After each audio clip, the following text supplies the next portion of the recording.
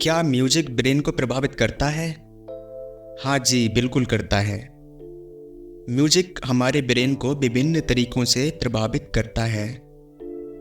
Music सुनने के प्रमुख लाभ आपको अधिक उत्पादक बनने, तनाव दूर करने और आपकी चिंता के स्तर को कम करने में मदद कर सकते हैं। संगीत की शक्ति इतनी गहरी होती है कि ये टूटे हुए दिल को भी शांत कर सकता है और आपके दुख के दर्द को भी कम कर सकता है।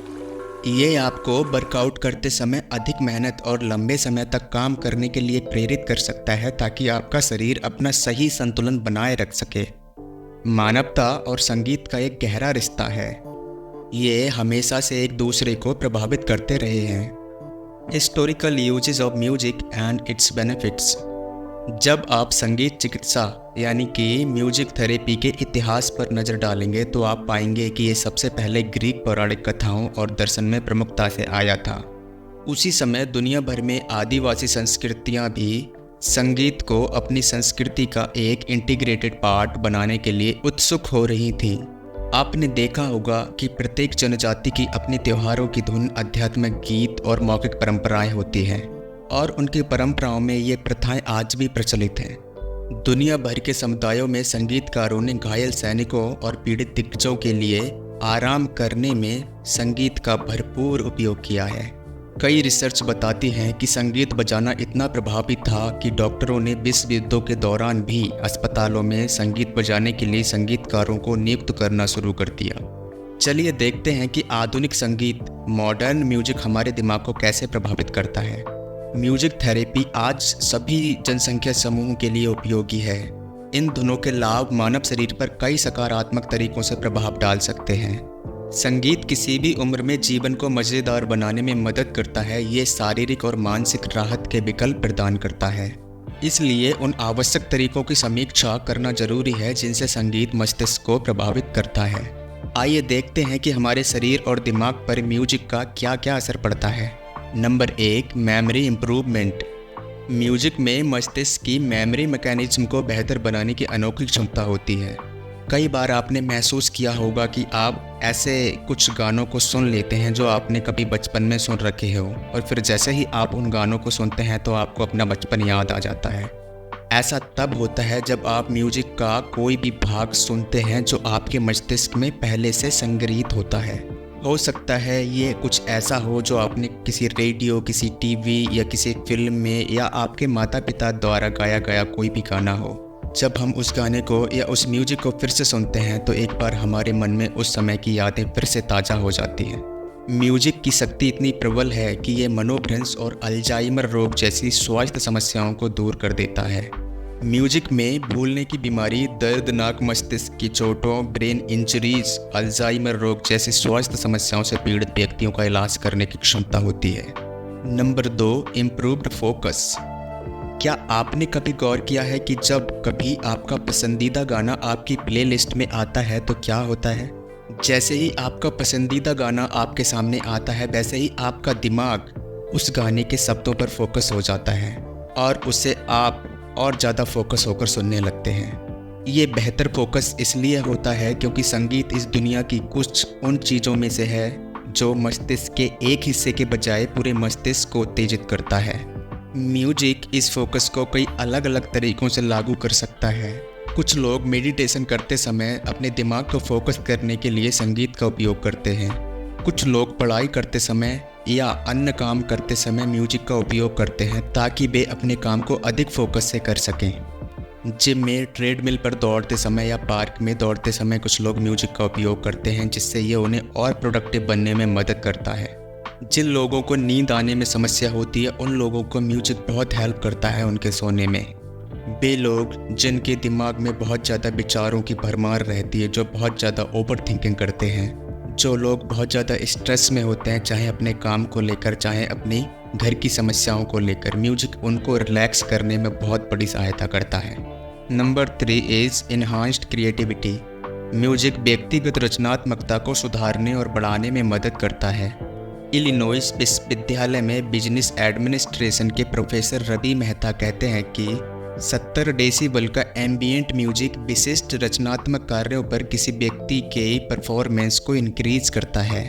एम्बिएंट म्यूजिक को 70 डेसिबल पर रखना महत्वपूर्ण है। शोधकर्ताओं ने पाया है कि संगीत की मात्रा बढ़ाने से व्यक्तिगत डिस्ट्रैक्शन का स्तर भी बढ़ जाता है। म्यूजिक की उपस्थिति मस्तिष्क के उन हिस्सों को सक्रिय करके रचनात्मक विचार उत्पन्न करती है जो अमूर्त तरीके से सोचते हैं। Number 4 is improved IQ। कई अध्ययनों से पता चला है कि जो बच्चे नियमित रूप से संगीत सुनते हैं या संगीत वाद्य यंत्र बजाते हैं वे उसी उम्र के अन्य बच्चों की तुलना में बहुत अधिक मौखिक IQ विकसित करने में सक्षम हो जाते हैं जिन्हें संगीत का अनुभव नहीं था।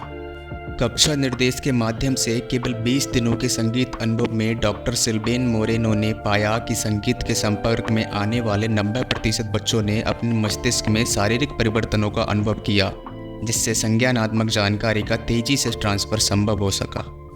यॉर्क यूनिवर्सिटी द्वारा किए गए एक अन्य अध्ययन में 4 से 6 वर्ष की आयु के बच्चों ने एनिमेटेड प्रक्षेपण और रंगीन कार्टून के साथ कंप्यूटर आधारित प्रशिक्षण कार्यक्रमों में भाग लिया। कार्यक्रम के दौरान बच्चों के एक समूह को संगीत से अवगत कराया गया जबकि दूसरे को नहीं। प्रत्येक समूह को 4 सप्ताह से अधिक समय तक कक्षा में 2 1-1 घंटे से अधिक के सत्र मिले। संगीत के संपर्क में आने वाले बच्चों की स्मरण शक्ति, सूचना विश्लेषण और भाषा आधारित तर्क सहित मौखिक IQ परीक्षणों में उच्च रिजल्ट पाया गया। Number 5 is कॉपिंग mechanism. संगीत हमारे आसपास की दुनिया को देखने के हमारे नज़रिए को आकार देता है। 1992 के बाद से कई अध्ययनों से पता चला है कि जब संगीत ऐसे वातावरण में बजाया जाता है जहां प्रतीक्षा की आवश्यकता होती है तो समय की गति बढ़ जाती है। इसका मतलब ये हुआ कि जब आप किसी का इंतज़ार करते हैं और इंतज़ार करते हुए आप म्यूजिक सुनते हैं तो इंतज़ार के समय का पता नहीं चलता। किराने की दुकान की चेकआउट लाइनें और वेटिंग रूम दोनों ही संगीत का उपयोग करते हैं क्योंकि ये समय के बारे में व्यक्ति के निर्णय को बदल देता है। संगीत अपनी गति और ताल के आधार पर समय की एक अलग अनुभूति भी पैदा करता है। तेज गति की धुनों से तेज गति के म्यूजिक से समय तेज होता हुआ प्रतीत होता है जबकि धीमी लय से समय धीमा होता हुआ प्रतीत होता है। यहाँ तक कि ये लोगों के प्रायोगिक समय एक्सपेरिमेंटल टाइम का अनुभव करने के तरीके को भी प्रभावित कर सकता है, जो कि तनाव और समाधान की स्थिति में शामिल होने में लगने वाला समय है। यहाँ तक कि आप कुछ विशिष्ट ध्वनियाँ, विशिष्ट म्यूजिक बजाते हैं जैसे कि ब्रेन वेव एंटरटेनमेंट ट्रैक्स, तो आपको ये गहराई से ध्यान करने या मेडिटेशन करने में भी हेल्प करता है। Number 6 is pain control. तनावपूर्ण स्थितियों का अनुभव करते समय संगीत शारीरिक उत्तेजना को समझने के हमारे तरीके को बदल देता है। यह चोट लगने पर होने वाले दर्द की तीव्रता को नियंत्रित करने के लिए पर्याप्त शक्तिशाली है। संगीत पीड़ा के सभी स्तरों पर दर्द को नियंत्रित करता है। सारा हैरिस, जो सीजन्स हॉस्पिटल और पैलिएटिव केयर के लिए बोर्ड प्रमाणित संगीत चिकित्सक हैं, वे नोट करती हैं कि जब संगीत बजता है तो अविश्वसनीय क्षण घटित होते हैं। कुल 11 अध्ययनों से पता चलता है कि संगीत शारीरिक संरचना, शारीरिक आराम, ऊर्जा, थकान और चिंता पर सकारात्मक प्रभाव डालती है। फाइब्रोमाइल्जिया के मरीज अपना पसंदीदा गाना सुनने के बाद अपने पुराने दर्द को कम अनुभव करते हैं। इस सकारात्मक प्रभाव की शक्ति इतनी प्रभावशाली है कि ये डॉक्टरों को इन व्यक्तियों के लिए दवा की खुराक कम करने में मदद कर सकती है। Number 7 is personality development. एक और दिलचस्प तरीका जिससे संगीत हमारे मस्तिष्क को प्रभावित करता है वह यह है कि हम जो संगीत विकल्प चुनते हैं वह हमारे व्यक्तित्व को आकार देने का काम करता है। संगीत हम में से प्रत्येक को ये परिभाषित करने में मदद करता है कि हम एक दिन कैसे व्यक्ति बनेंगे। उदाहरण के लिए ओपेरा प्रशंसक आमतौर पर सौम्य, रचनात्मक और उच्च स्तर के आत्मसम्मान वाले पाए गए। देसी संगीत प्रशंसक मिलनसार और बहुत मेहनती पाए गए। रेगे म्यूजिक के प्रशंसक कहीं अधिक शांतचित्त और अपने तथा अपने आसपास की दुनिया के साथ अधिक सहज पाए गए। Number 8 is improve productivity. एक और बढ़िया तरीका जिससे संगीत हमें प्रभावित कर सकता है और हमारे शरीर को प्रभावित कर सकता है और जिस पर हमने पहले चर्चा की थी वह तथ्य ये है कि संगीत कुछ परिस्थितियों और कार्यों में प्रोडक्टिविटी बढ़ाने और सुधारने में मदद कर सकता है। बरसों से किए गए संगीत और मस्तिष्क अनुसंधान में पाया गया है कि संगीत मानव मस्तिष्क रिसेप्टर्स को उत्तेजित करता है जो शरीर के अन्य हिस्सों के साथ संचार करता है और कई अलग अलग तरीकों से उत्पादकता में सुधार करने में मदद कर सकता है।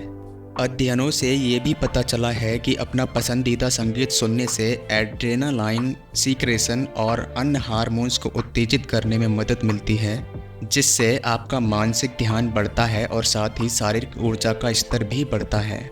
आइए इसे एक उदाहरण से समझते हैं। जब हम जिम में वर्कआउट करते हैं और वर्कआउट करते समय अपना पसंदीदा गाना सुनते हैं तो हमारा दिमाग इसे पहचान लेता है और एड्रीनल ग्रंथियों को उत्तेजित करता है।